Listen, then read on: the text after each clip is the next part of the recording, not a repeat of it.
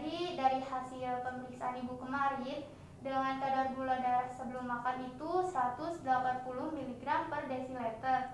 Nah, targetnya itu sekitar 80 sampai 130 mg per desiliter.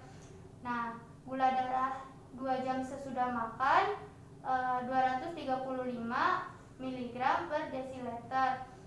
Nah, targetnya itu harus 80 sampai 180 mg per desiliter ya, Bu. Lalu untuk HbA1c-nya itu 8,9%. Nah, harusnya itu targetnya itu kurang dari 7% ya, Bu. Nah, jadi gula darah ibu itu tinggi ya, Bu, masih tinggi. Jadi saya akan memberikan konseling agar ibu mampu mencapai target yang diharapkan. Karena tujuan konseling ini agar ibu merasa lebih nyaman, kadar gula darah mencapai target, mencegah atau memperlambat komplikasi diabetes ya, Bu. Bagaimana, Bu? Apakah bersedia? Bersedia, Dok. Baik. Nah, supaya darah mencapai target ada 5 pilar nih, Bu. Sebelumnya, apakah Ibu pernah ikut seminar, Bu, atau nonton YouTube tentang diabetes, atau mungkin baca-baca dari sumber yang dipertanggungjawabkan, Bu? Belum pernah. Belum pernah ya, Bu. Saran saya sih, Bu, boleh tuh, Bu, cari di YouTube tentang diabetes atau ikut seminar gitu, Bu, dan baca-baca sumber yang dipertanggungjawabkan, Bu. Tapi harus yang dipercayai ya, Bu. Nah, sebelumnya Ibu tahu gak apa itu diabetes? Diabetes itu tuh ini ya, kadar gula darahnya itu tinggi ya, Dok. Ya, betul, kurang lebih seperti itu. Diabetes merupakan suatu kondisi darah seseorang meningkat di atas normal. Nah, ada banyak faktor juga seperti faktor pola makan, olahraga, kebiasaan, organ di dalam tubuh, pola hidup. Jadi banyak nih faktor yang menyebabkan kadar glukosanya tinggi. Jadi perlu diperhatikan ya, Bu. Ya, Dok. Nah, namun bukan hanya orang diabetes saja nih, Bu, yang harus menjaga faktor-faktor ini, tapi orang normal pun juga harus menjaga pola makan dan faktor resiko lainnya ya. Nah, tapi pada penderita diabetes ini organ di dalam tubuhnya ini mengalami penurunan nih, makanya harus disiplin lagi ya. Lalu, apakah Ibu sudah melakukan pola makan yang sehat, Bu? Saya sih rasanya udah. Udah ya. Kalau makan itu bagaimana, Bu? Apakah porsinya cukup atau berapa gitu, Bu? Saya biasanya porsinya dikit sih, Dok. Dikit ya, Bu. Lalu kalau cemilan bagaimana, Bu? Iya, saya suka nyemil. Ngemil. Biasanya ngemil apa tuh? Apa aja yang manis-manis sih, Dok. Oh, baik. Yang manis-manis ya, Bu. Jadi saran saya lebih diperhatikan lagi ya, Bu, makan makanannya. Jadi porsinya juga teratur. Lalu hindari tuh yang makan makanan apa seperti kayak jeroan gitu ya, Bu. Nah, jadi sebenarnya untuk pola makan sehat ini yaitu gizi seimbang dengan prinsip 3J, yang dimana ada jumlah kalori, jenis makan, dan jadwal makanan. Nah, untuk jumlah kalorinya ini dihitung tuh, Bu, 55% karbohidrat, 15-20% protein, 25-30% lemak, dan vitamin, mineral, serat dalam jumlah yang cukup.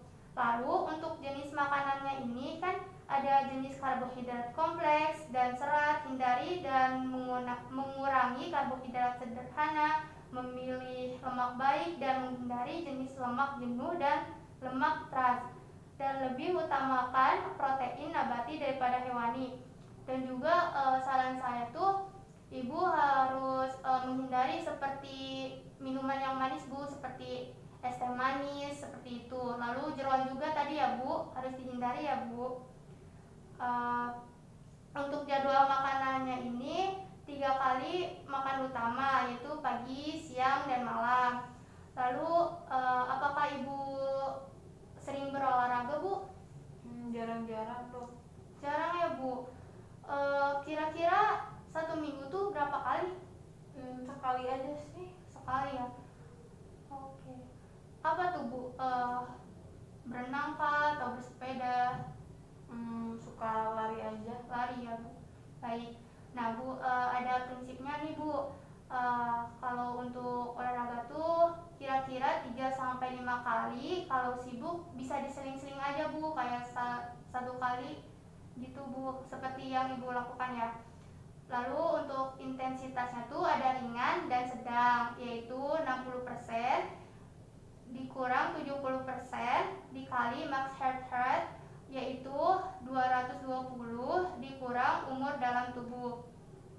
Lalu untuk waktunya ini sekitar 30-60 menit ya Bu per kali latihan. Dan untuk intensitasnya tadi kan 220 dikurang umur Ibu 65 tahun, jadi 155 dikali 70% totalnya 108,5 ya Bu.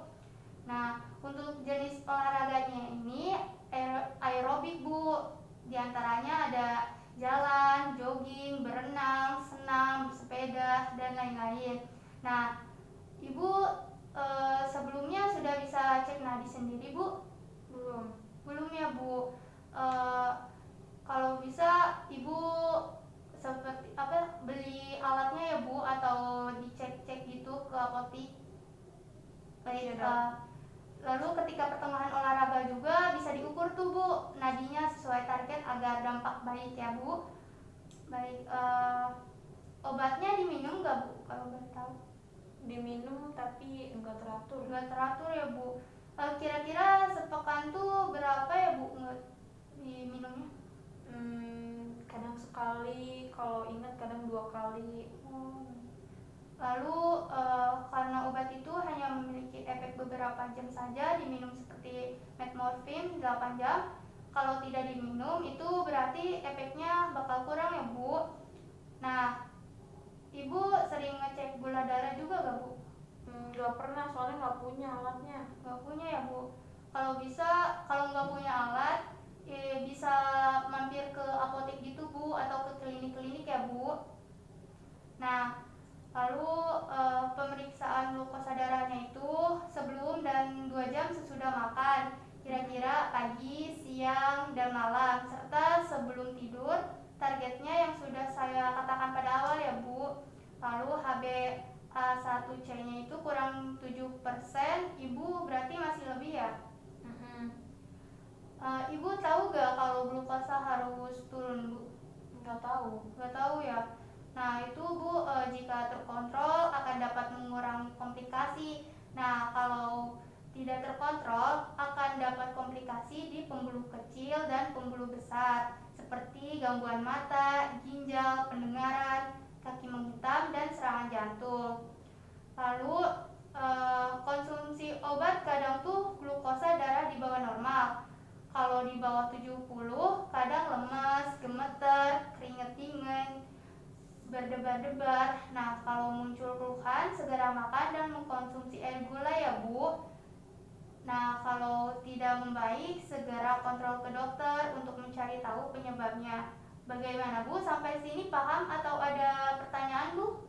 Oh, sudah paham Dok. Sudah paham ya. Jadi sekian Bu, terima kasih. Syafaqila ya Bu. Terima kasih.